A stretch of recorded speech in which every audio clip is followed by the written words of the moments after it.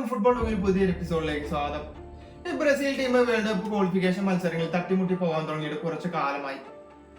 ടേബിളിലെ 2ാം സ്ഥാനത്തുണ്ട്. അർജന്റീനയ്ക്ക് പിന്നിൽ 2ാം സ്ഥാനത്തൊക്കെ ഉണ്ടെങ്കിലും താരസമ്പന്നമായ ബ്രസീല് 13 മത്സരങ്ങളിൽ ജയിക്കാനായത് വെറും 6 മത്സരങ്ങളിലാണ്. 3 സമനിലയും പിന്നെ 4 തോൽവിയുമാണുള്ളത്. ബ്രസീലിനെ പോലൊരു ടീം ഇങ്ങനത്തെ ഒരു പ്രകടനം ആരാധകർക്ക് ഒരിക്കലും സന്തോഷം നൽകുന്നതല്ല. ഇപ്പൊ ബ്രസീൽ ടീമിലുള്ള വിനീഷ്യസിന്റെ പ്രകടനം തന്നെ പലപ്പോഴും ചോദ്യം ചെയ്യപ്പെടുന്നുണ്ട്. വിനീഷ്യസ് 2019 ബ്രസീലിലെ സീനിയർ ടീമിന്റെ ജേഴ്സി ആദ്യമായിട്ട് അണിയുന്നത്.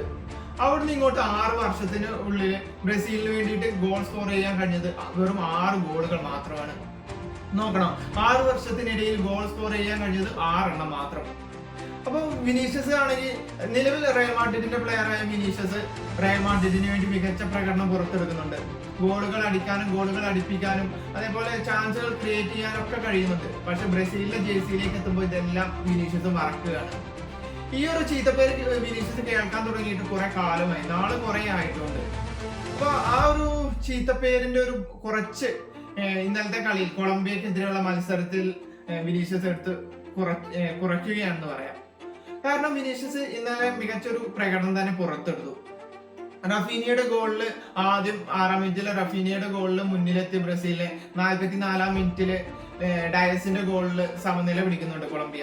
അതിനുശേഷം 90 മിനിറ്റുകൾ വരെ ഇരു ടീമിനും ഗോൾ അടിക്കാൻ കഴിയുന്നില്ല.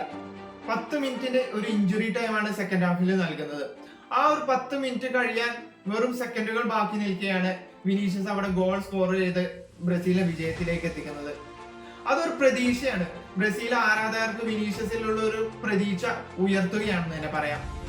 വിനീഷ്യസിന്റെ ഗോളാണെങ്കിൽ ഒരു അതിമനോഹരമായ ഗോൾ തന്നെയായിരുന്നു ഇന്നലെ കണ്ടത്.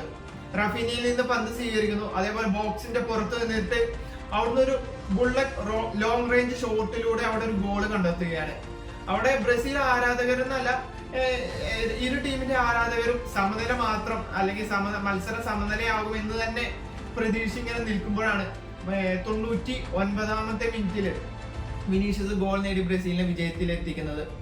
അപ്പോൾ ആ ഒരു വിജയത്തിന്റെ അല്ലെങ്കിൽ ആ ബ്രസീലിന്റെ വിജയത്തിന്റെ ആഘോഷത്തിന്റെ ഒപ്പം ബ്രസീൽ ആരാധകർ ആഘോഷിക്കുന്നത് വിനീഷ്യസിന്റെ ആ ഗോളിനെയും കൂടി ആഘോഷിക്കുകയാണ്.